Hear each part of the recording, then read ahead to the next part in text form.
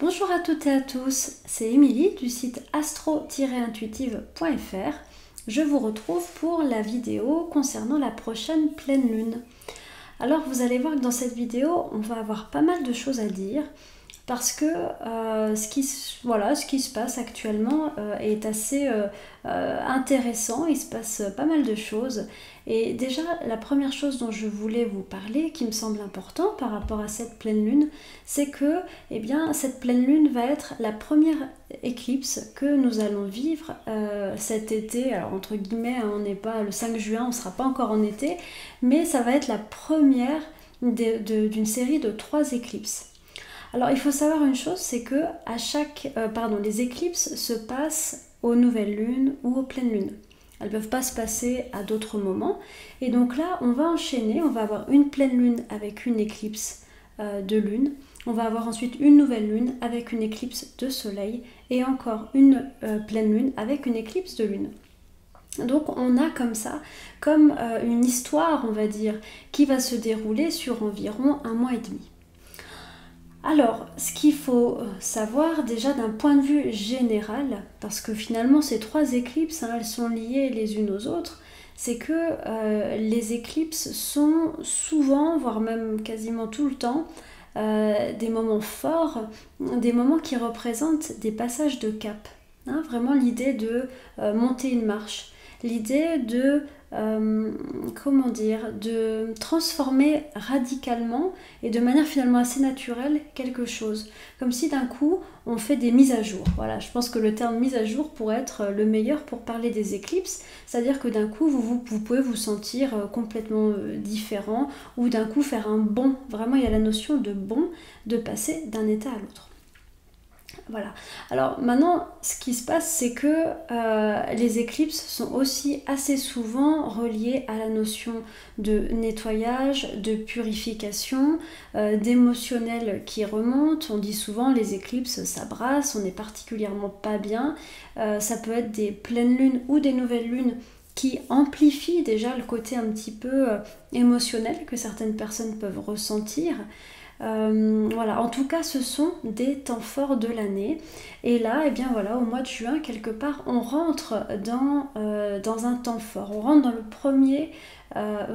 dans la première éclipse de cette série de 3.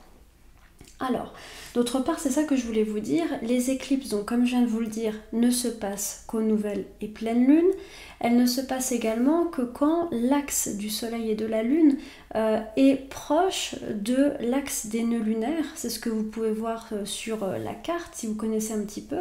On voit que le soleil et la lune sont donc dans le signe du Gémeaux pour le soleil et de la lune pour le Sagittaire et que c'est la même chose pour l'axe des nœuds lunaires. Donc voilà, dès que les luminaires, le soleil et la lune se rapprochent de l'axe des nœuds, on rentre dans la période des éclipses. Donc nous dans cette vidéo, on va parler de cette première éclipse, on va voir quelle est sa spécificité. Donc ce qu'il faut voir, c'est que bien sûr, on ne va pas exactement interpréter de la même manière une pleine lune qui ici est dans le signe du Sagittaire, selon qu'elle est éclipsée ou pas. Parce que comme vous l'avez compris, j'imagine, ou comme on peut le comprendre facilement, la notion d'éclipse parle de quelque chose qui est caché, qui est voilé, qui est occulté pendant un moment. Et souvent, il peut y avoir une forme de déséquilibre. Déjà, c'est ce qu'on voit un petit peu. Les pleines lunes, si vous voulez, c'est des histoires d'équilibre, de trouver l'équilibre entre... Ça met toujours en jeu 2 signes du zodiaque qui représentent, on va dire, 2 expériences, on va dire, de l'âme humaine ou de la vie. Il y a toujours cette notion de trouver l'équilibre. Or, pendant les éclipses, il y a une de ces deux poids de la balance, il y a un de ces poids de la balance qui est comme occulté. Et donc, on a très souvent quelque chose qui va pencher de manière peut-être même un peu excessive de l'autre côté. Donc là, on ne peut pas vraiment parler d'une lune dans le signe du Sagittaire. Cette lune, vraisemblablement, elle va avoir des caractéristiques un petit peu différentes de ce qu'on aurait été en droit d'attendre avec une pleine lune dans ce signe. Voilà, c'est la première chose que je voulais vous dire. Alors on va repartir du début. Donc cette pleine lune, elle a lieu vendredi 5 juin Elle se passe à 19h14, temps universel, et pour la France, ça nous donne une pleine lune à 21h14. Elle se passe sur le 15e degré de l'axe Gémeaux-Sagittaire. Donc voilà, si vous avez vous-même des planètes dans votre propre thème natal, dans cette partie-là du zodiaque, eh bien il est possible que cette pleine lune soit plus forte que pour vous, et puis d'autre part qu'il y ait des événements vraiment importants qui se passent pour vous. Alors pas seulement sur cette lunaison, mais on parle vraiment que les éclipses aussi donnent une impulsion qui peuvent aller jusqu'à 6 mois. Hein, donc comme quelque chose qui se lance d'assez important. Voilà. Alors, ce qu'on voit, elle est assez particulière, hein, cette pleine lune. Elle est assez particulière parce que du côté soleil, on a le soleil en Gémeaux qui est collé à Vénus rétrograde en Gémeaux. Alors ça va nous obliger, justement, vous allez voir que cette pleine lune, du coup, quelque part, comme en face il y a la lune, mais la lune elle est occultée, on n'a plus que finalement ce soleil en Gémeaux avec la conjonction de Vénus rétrograde. Donc autant dire que cette pleine lune est le parfait moment pour mettre en lumière tout ce que Vénus rétrograde essaye de faire. Et je vais y revenir un tout petit peu après. Alors, la caractéristique de cette pleine lune, bon déjà à niveau astronomique, c'est une pleine lune pénombrale, donc on a la lune qui passe, qui est éclipsée, non pas par le soleil, mais par l'ombre de la Terre. Et c'est une éclipse qui se situe, la lune en fait, qui est éclipsée, se situe proche du nœud sud. Alors ça peut-être ça va vous paraître un peu charabia, mais comme je vous expliquais, les éclipses, elles sont toujours collées à l'axe des nœuds, et ce qui fait qu'on peut avoir des éclipses au nœud sud ou des éclipses au nœud nord. Et ça c'est quand même c'est intéressant d'en prendre note, parce que ça ne nous donne pas la même chose, ça ne nous parle pas de la même chose. Quand il y a une éclipse au nœud sud, c'est ce qu'on a, alors eh bien ça va mettre quelque part un petit peu en action, comment je dirais ça, ça va nous parler, voilà, on va le dire ça comme ça, simplement, ça va nous parler peut-être de portes qui se ferment, ça va nous parler de tourner une page, ça va nous parler de dire au revoir à certaines choses, ça va nous parler de purification, de nettoyage. Et en même temps, c'est pas si lourd que ça, parce que quand il y a une éclipse au nœud sud, c'est comme si le nœud sud aussi était occulté pendant un moment. Or le nœud sud, souvent, c'est un petit peu des mémoires qui nous empêchent d'avancer, c'est justement ce poids du passé qui peut parfois nous entraver. Donc là, pour cette pleine lune, quelque part, tout ce qui concerne l'émotionnel, donc c'est la lune, et tout ce qui concerne les mémoires, le nœud sud, c'est mis entre parenthèses. Et qu'est-ce qui nous reste ? Il nous reste le soleil, le nœud nord et Vénus. Plutôt sympa, mais il faut quand même garder en tête que dans 15 jours, ça sera l'inverse, c'est-à-dire que ça sera le nœud nord et le soleil qui seront éclipsés, et il n'y aura plus que le nœud sud et la lune. Donc c'est pas si... c'est peut-être charabia pour vous, mais tout ça pour dire que là, c'est comme si, pour moi, je l'interpréterais comme ça, cette éclipse, cette pleine lune nous montre un petit peu le chemin, on va dire, peut-être des choses qui sont bonnes pour nous, en mettant de côté tout ce qui va être les peurs, l'émotionnel, les bagages aussi qu'on se traîne, ça c'est mis entre parenthèses. Ça nous permet de voir les choses sans tout un tas de facteurs limitants. Et en fait, pour moi, ça c'est vraiment une préparation, parce que dans 15 jours, lors de la nouvelle lune, la prochaine éclipse est pour moi très puissante, elle est beaucoup plus puissante que celle qu'on a maintenant. Et pour moi, c'est là que ça se passe. C'est-à-dire que pour la prochaine pleine lune, on nous dira, bon, ok, donc je t'ai montré, la vie nous a montré quelque chose, maintenant c'est à toi de jouer. Et il y aura pas vraiment d'aide, si ce n'est d'être vraiment bien centré pour avancer.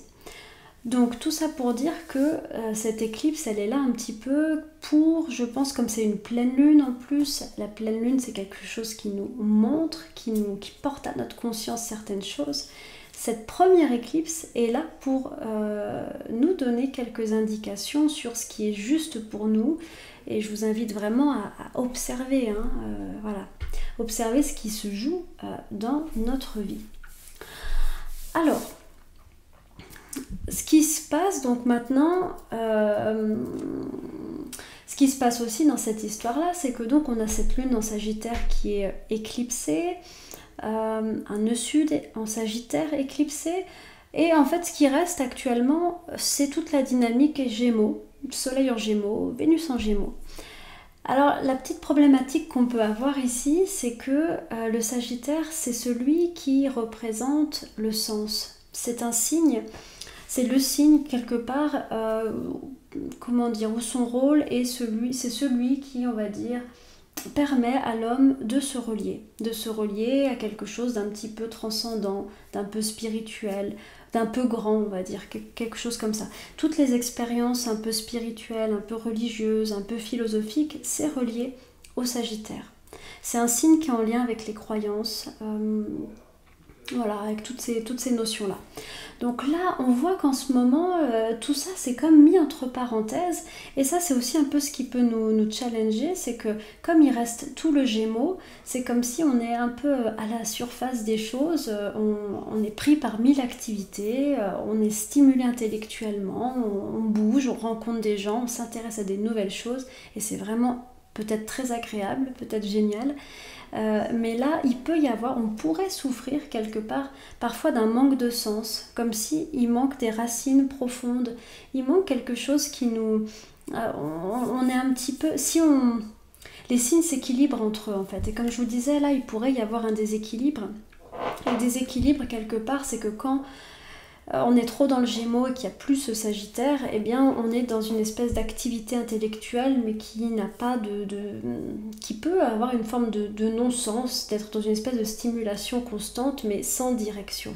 Donc ça c'est aussi un petit peu le risque. Et si pendant cette pleine lune vous vous sentez un petit peu déraciné, un petit peu pas bien, il y aurait ça peut être intéressant de revenir à une forme d'intériorité ou une forme de spiritualité, quelle que soit la vôtre. C'est même pas forcément relié à une croyance en Dieu ou en ce qu'on veut, mais à une forme d'intériorité en tout cas. Si vous sentez un malaise par rapport à ça, c'est peut-être parce que cette énergie Sagittaire, elle est peut-être trop mise entre parenthèses. Voilà. Alors je suis désolée, c'est un peu long à expliquer parce que il y a beaucoup de facteurs, comme vous avez compris, il y a cette histoire des nœuds, etc. J'espère que je ne vous perds pas, mais en 2 mots, ce qu'il faut retenir, c'est cap d'évolution. Cette pleine lune, pour moi, elle est là un peu elle commence à purifier l'émotionnel.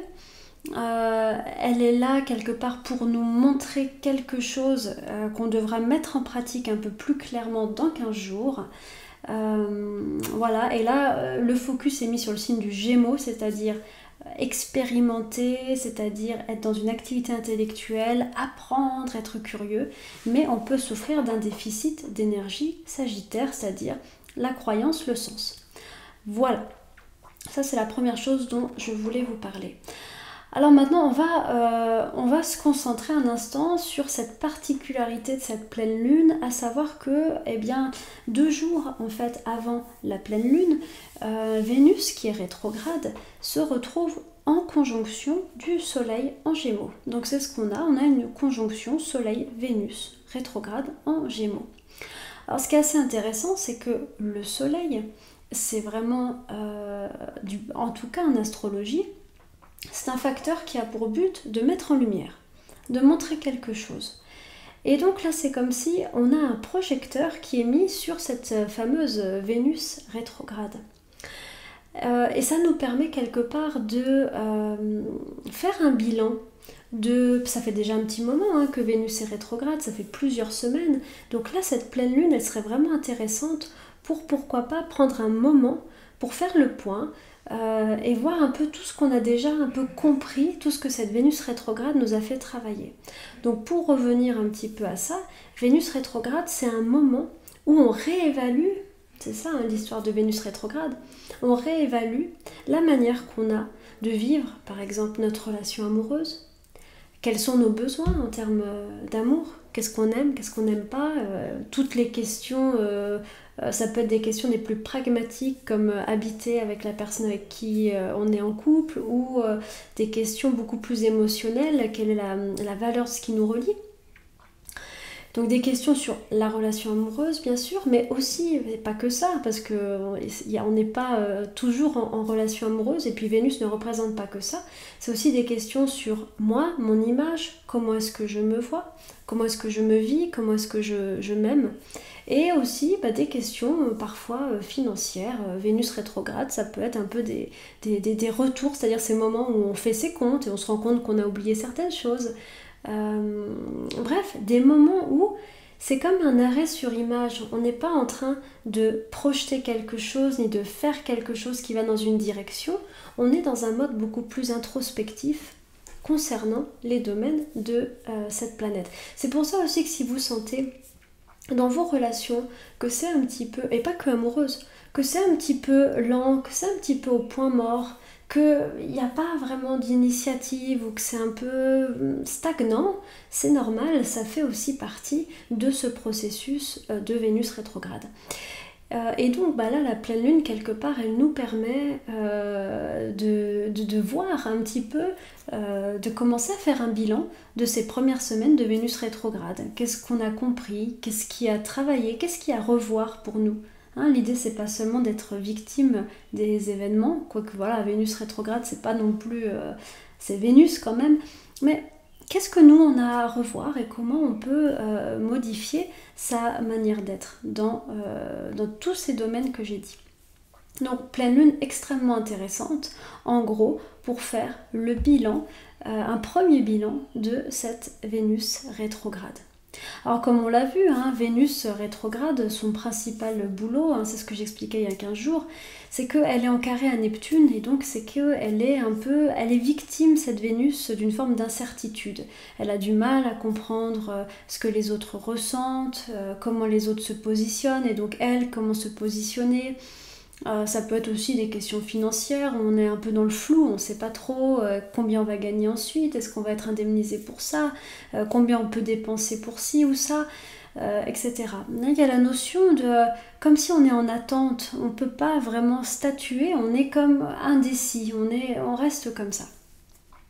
Voilà, donc ça fait un peu partie de l'ambiance, de la saveur particulière de cette période, et encore pendant encore quelques semaines.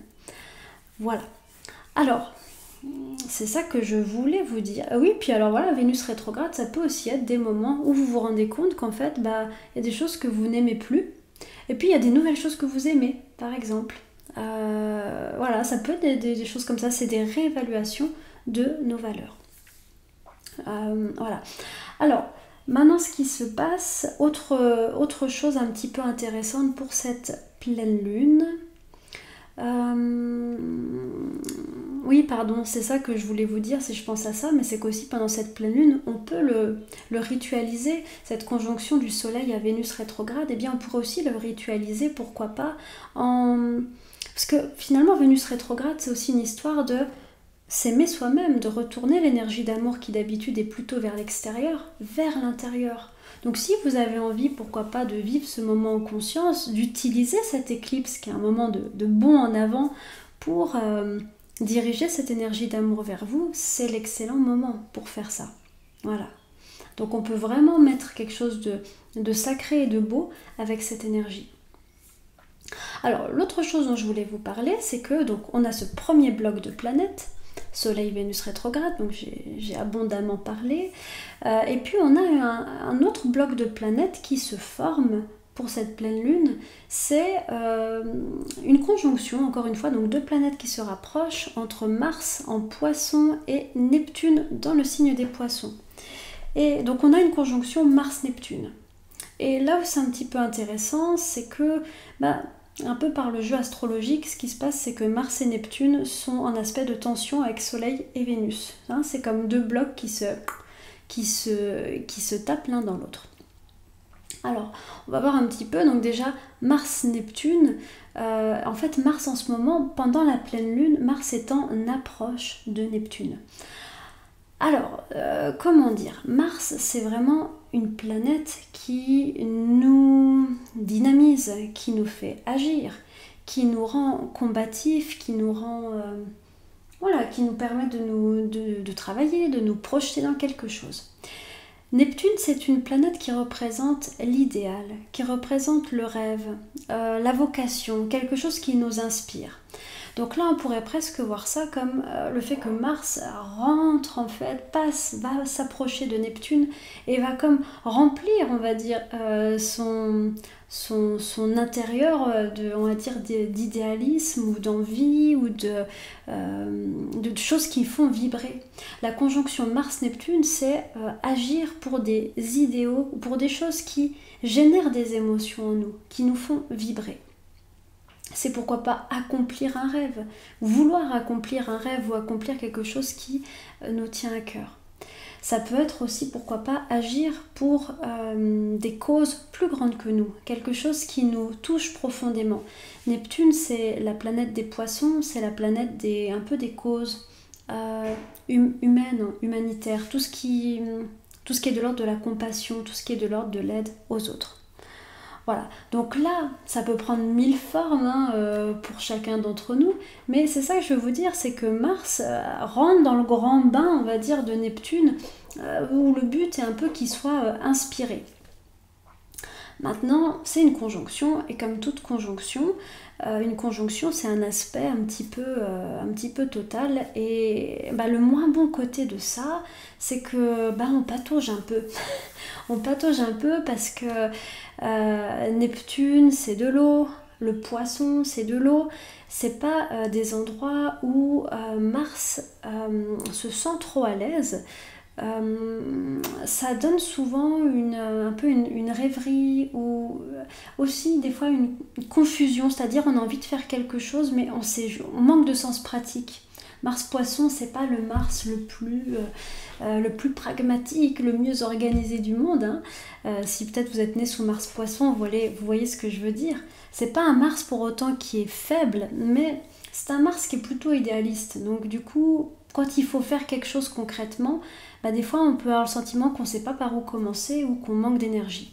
Donc si vous avez l'impression un peu que des fois ça patauge un peu, qu'au niveau énergie vous n'êtes pas au top, oui, c'est un peu le programme de cette conjonction, même si dans l'idéal, il ne faudrait pas quand même qu'on s'embourbe, parce que là ça va pas du tout.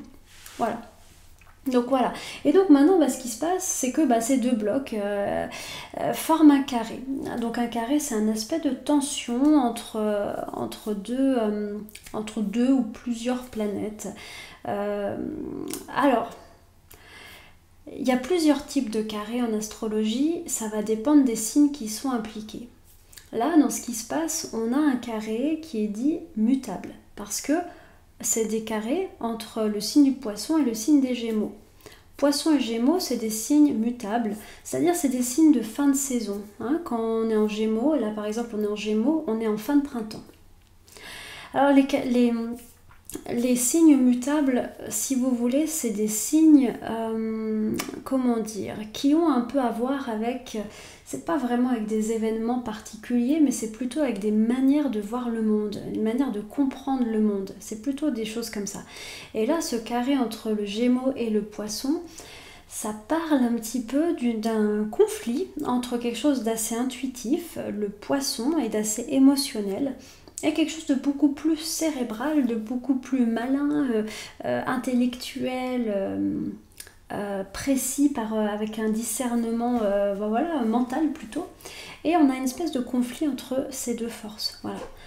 Donc là, ça me fait un peu cet effet-là, que peut-être aussi pour cette pleine lune et puis pour la semaine, voire les 2 semaines qui arrivent, il y a une histoire avec le fait d'équilibrer. Oui, il faut aller dans le Gémeaux, mais peut-être pas trop non plus. Hein, comme je vous disais tout à l'heure, ça reprend ce que je vous disais, il ne faudrait pas perdre le sens, parce que sinon, c'est un peu compliqué après. Voilà. Donc il y a un peu une histoire comme ça, un conflit entre intuition, intellect, et puis ce qui est peut-être plus parlant et plus intéressant, c'est que du coup, on se retrouve avec pas mal de planètes qui sont en conflit les unes avec les autres. Hein, désolée, je vous dis beaucoup de choses, c'est assez dense pour cette pleine lune, mais c'est très intéressant. Donc on se retrouve avec un carré entre le Soleil et Mars, un carré entre Vénus et Mars, un carré entre Mars et Vénus, principalement. Donc on a pas mal de choses. Alors ce que je voulais vous dire, c'est que un carré Vénus-Mars, c'est ça qui se passe. Un carré Vénus-Mars, c'est que souvent on a les carrés Vénus-Mars d'un point de vue de l'énergie créent souvent quelque chose d'un peu passionné. On se sent d'un coup emballé, on se sent, comment dire, passionné. Il y a la notion de passion dans un carré Vénus-Mars. Ça peut être une passion pour quelque chose qu'on découvre, ça peut être aussi une passion amoureuse dans les rapports Vénus-Mars. Sauf que le problème, c'est que des fois, c'est un peu trop fort. On a du mal à... On est un peu perdu parce qu'il peut y avoir du désir qu'on prend pour de l'amour mais il n'y a pas de désir. Enfin bref, il y a un curieux mélange. Là, voilà. Et surtout, je pense que dans l'énergie, il y a quelque chose d'un peu précipité, d'un peu comme si on avait faim de quelque chose. Ça parle un peu de ça, un carré Vénus-Mars. Et puis on a aussi un carré entre le Soleil et Mars. Et là, c'est ce à quoi on doit faire attention de mon point de vue. Il y a une forme un peu d'agressivité dans l'air. On est un peu... c'est ce qu'on risque d'avoir toute cette semaine et puis un petit peu sur... plutôt sur toute la période autour de la pleine lune. Une espèce de violence, de conflit larvé ou exprimé, mais voilà, bon, si on voit un petit peu les événements au niveau mondial, notamment aux États-Unis, c'est vrai que ce carré Soleil-Mars, il nous parle de ça, il nous parle de colère, il nous parle de choses qui explosent. Ça peut être aussi à un niveau individuel, on sent quelque chose qui monte. Donc c'est assez important d'en tenir compte pour pas non plus... pour pas trop s'enflammer. Et puis il y a ça aussi, c'est vrai que c'est ce fameux, j'y pense, mais c'est vrai que le Mars en Poisson, c'est aussi des histoires d'idéologie. C'est quand vraiment on risque... Le Mars Poisson, il va s'énerver ou à se mettre en colère quand des valeurs morales, éthiques, quand des idéaux ont été bafoués. Donc c'est un petit peu ça, la toile de fond actuelle. Voilà. Voilà. C'est ce qui me semble le plus important parmi tous ces aspects. Voilà, je pense avoir fait le tour de la question. Donc je vais m'arrêter là. Ce qu'il faut retenir, on va le synthétiser en 2 mots. Comment dire ? Première série de 3 étapes. Une série en lien avec le nettoyage. C'est le bon moment pour faire le bilan de Vénus rétrograde, bilan de vos relations, rapport à vous-même, rapport financier. Il y a quand même une ambiance de flou au milieu de tout ça. Il faut faire attention, je pense, à ne pas complètement perdre le sens ou quelque chose de spirituel qui pourrait nous nourrir parce qu'il y a beaucoup d'énergie Gémeaux. Or, le Gémeaux n'est pas particulièrement un signe... très, très spirituel, c'est plutôt un signe qui aime comprendre le monde à travers son intellect, ce qui est très très bien. Je dirais la même chose s'il y avait beaucoup d'énergie en Sagittaire de l'autre côté. C'est des histoires de déséquilibre, c'est surtout ça, c'est pas que l'un est mieux que l'autre. Voilà. Bon, je crois que je vais m'arrêter là. J'espère que que j'ai été claire. Voilà, et moi je vous embrasse bien fort. J'espère que vous allez bien. Et je vous retrouve dans 15 jours pour parler de la prochaine nouvelle lune qui sera également un solstice, qui se passera au solstice, et qui sera également une éclipse de soleil. Donc autant dire que ça va dépoter. Je vous dis à tout bientôt. Prenez soin de vous.